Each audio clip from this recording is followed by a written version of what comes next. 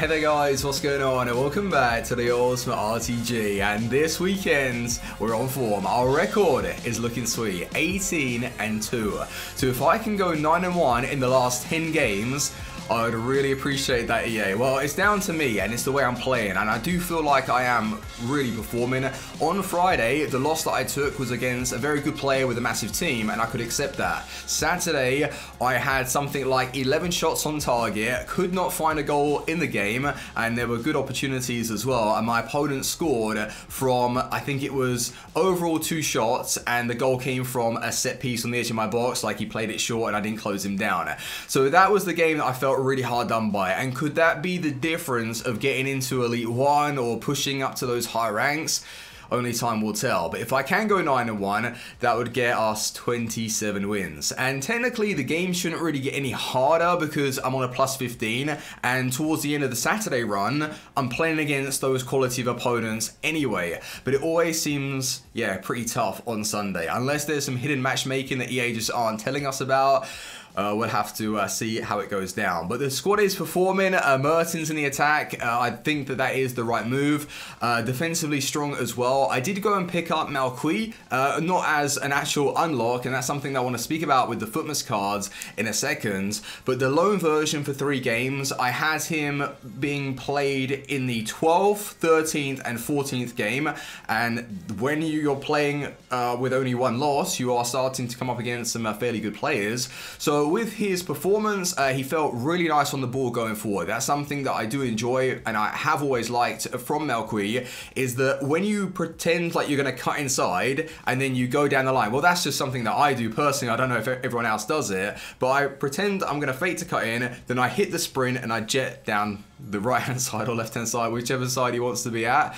And yeah, he feels like really smooth, good playmaking, and defensively not so bad. But for the price, he's such an important card though for the RTG. I was very close to completing him after I had played the 3 games. He was solid. He gets links to Mertens to get him on full chemistry. He gets links to Koulibaly. He's French. He's just, like I say, he's a really important right back, as the Serie A is lacking quality. But EA knew that and they priced him up at, I think it's 150,000, which is really expensive. If he was on the market right now, I think that he would be valued at about 80,000 if it was like an inform. Is he 84 rated? I think so.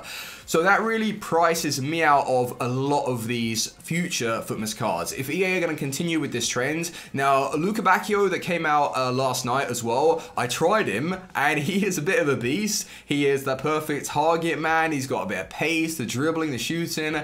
But can you really spend 150 to 200,000 on that card as well, when he's from the Bundesliga, Belgium? Pretty difficult to link up. But what I would say is that if you're playing him in a team with, let's say, Mertens, have him as the striker with his work rates, and then Mertens high to low that's going to really commit and start overlapping, he's perfect for that because his playmaking isn't so bad. His strength on the ball is fantastic.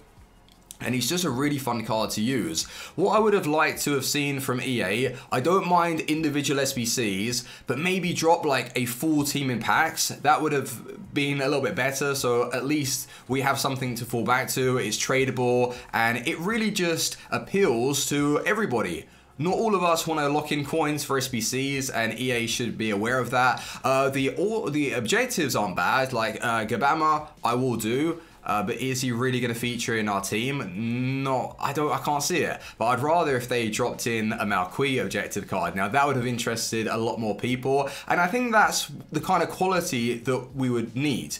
Bring out players through objectives that are a little bit more meta.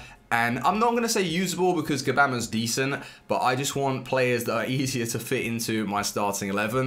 Well, that's maybe a bit cheeky for me to say, but I think that a French right back, a lot of people would have used him. So that's just my thoughts on FUTMAS so far. Let me know, are you enjoying it? Do you think that it's we're living up to expectation?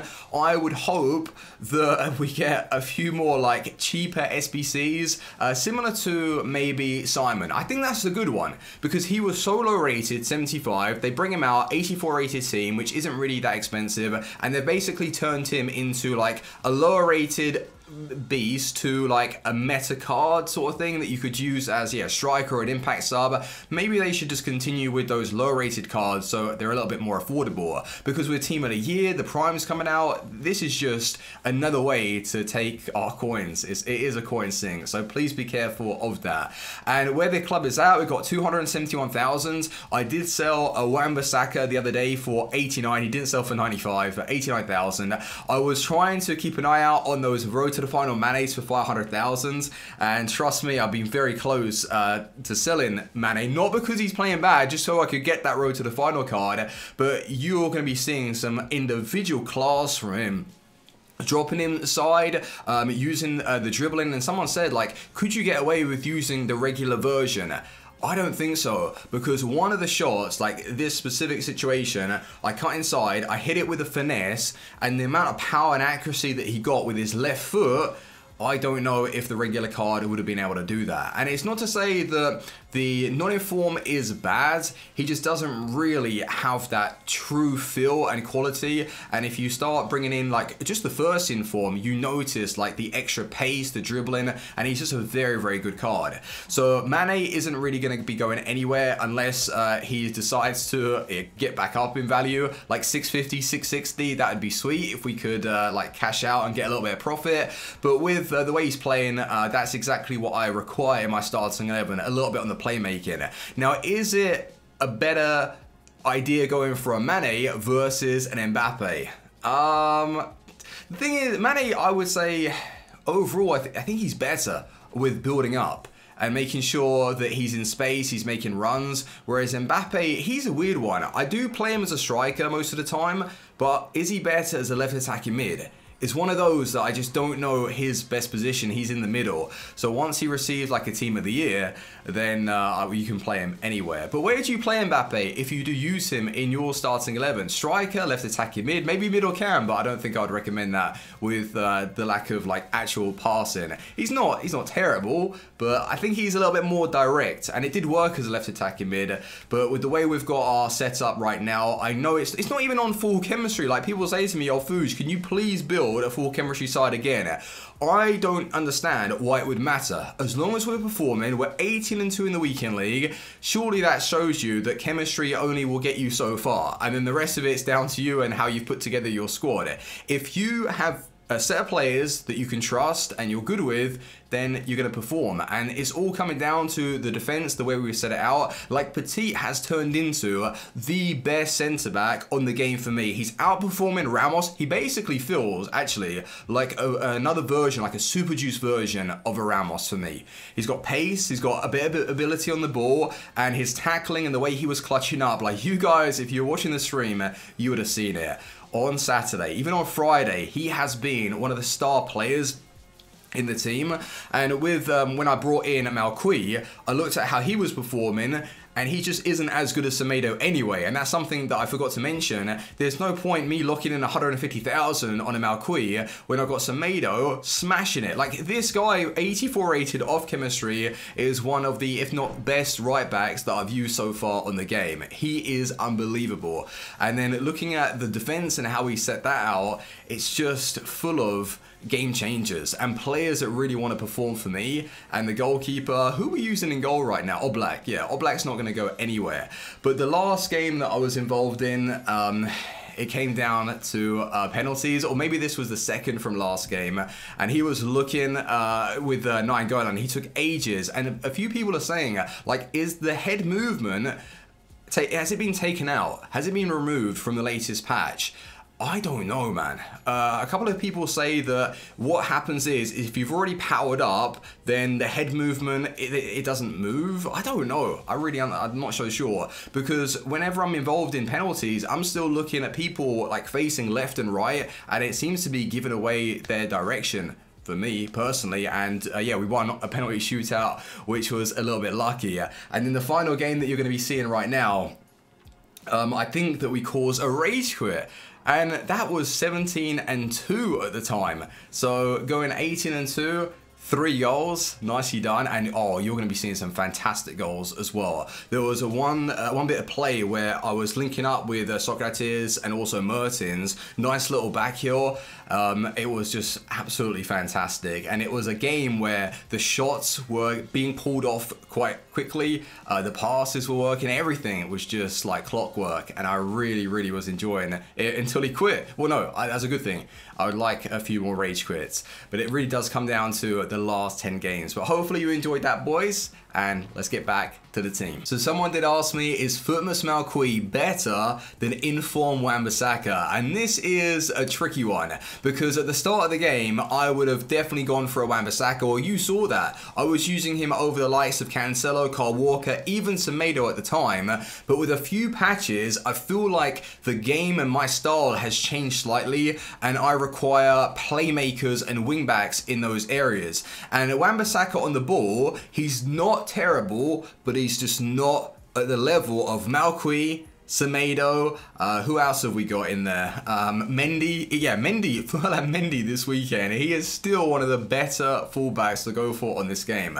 But that stand tackle, defensive awareness, interceptions, I mean, he's going to get in tackles, no problem. It's just that, yeah, that playmaking quality, he's not on the level of Malqui. And that's what I would personally prefer to use in my starting 11. But it's not to say that I'm going to recommend for you boys to rush out, go and spend, how much is it? Like 150,000 on the SBC. It's a shame though, because I really wanted him, but I just it's annoying, man. His card looks sick. His stats are, yeah, really good in game. Like the stand tackle is there, a bit of strength and aggression, and the agility, dribbling, ball control even, and the acceleration sprint speed. His stamina is low, but I didn't really notice that to be a huge problem in game. Like he was lasting the full 90. I think maybe even in one of the matches that I had him in, it was taken to extra time. I could be mistaken, but no, I didn't have any issues with that. And if I did go for a Malqui, right, we could have him as right back and then finally get Semedo on full chemistry in a left back position, but then I wouldn't be able to switch them in game. And Semedo down the right hand side with his right foot is so good. And if I go and like switch him now to left back, it might not play, yeah, as well. But Malqui, do you think I should do him? Maybe you guys can vote on it. Is it an 86 squad? Because I do have some untradables. Yeah, I would have already built this. Well, that's what I have at the club right now. This is it. Untradables. Obviously we've got 271,000, so we can decide to maybe purchase the extra players off the market, or should we wait for another FUTMAS SBC? I'll leave it down to you boys, but 86 with one French player, just slightly too expensive. If it was an 85, 84 I would have done it 100%. I think a lot of people would have done it for that. 85 maybe, 86 is just asking a little bit too much from us. I say that because the rewards this year, or for me personally on the RTG, have been really bad. So if I submit like 150,000 into an SBC, it's gonna take me maybe like 3 weeks to earn that back, whereas on FIFA 19, FIFA 18, I would have been able to get that in like a week, like under a week, or just wait for FUTChat rewards. But now I've got to trade, or I've got to just pray to the EA gods that they're going to give me some pat luck. So yeah, that's just where I stand with Malqui. And Luka Bacchio was, yeah, pretty good. He was solid. But another SBC that just seems to be way too overpriced for a player that's quite difficult to get into a starting 11. But our FUT chance record, boys, is 18-2. 10 games remaining. I'm not going to play anymore right now because I'm half asleep. I was watching a UFC until 7 o'clock in the morning. I had issues with the mic. I was trying to fix some settings. I was doing that for about 4 hours or so because I switched them, like I said in... did I say that in yesterday's video? Well, I've been having some issues. Hopefully it's fixed and we can leave it as it is. So yeah, today's episode, we should have like a better audio quality. And our squad, boys, I'll just have a rundown before I love and leave you. So Mertens is now on 67 games, 67 goals, 42 assists, which is an outstanding record. Not only is he chipping in with goals, but he's getting assists for Socrates. So I can only thank him for that, and for the price, 495,000. and he is now 360. So I've lost coins, but he is an absolute bargain. Like, if you're not so sure if you should go for him, and maybe you want to unlock Malqui, make sure you get him into your squad. And then obviously the Beast, 85 games, 96 goals, 42 assists. And if you're still questioning that as well, bring him in. He is working very well. And someone said, like, what's his con? Like, what doesn't he do that well for your squad? I don't know. Like, obviously on the ball, he isn't a complete dribbler, but I don't even notice that to be a huge problem. I just turn once, I play it off, let him drift into space and just get used out of his finishing. Now with Mane, he has 11 goals, 13 assists in 34 games, which is a standard record for any wingers for me. Sterling had the same return. Who else have I used recently? And Gnabry didn't though. Gnabry didn't. He's only scored 17 goals in 83 games. Like, Christ, man. What the hell is that? 34 games, 11 goals. Now you can see the quality already. Mane scoring. And then, yeah, you look at Gnabry and, man, that's quite a bad record. For someone with these kind of stats, like wanting to push on with his work rates and get involved, yeah, that's poor. I don't think I used Depay. No, I haven't used Depay at all. What's the point? Kanate, we did try in yesterday's video.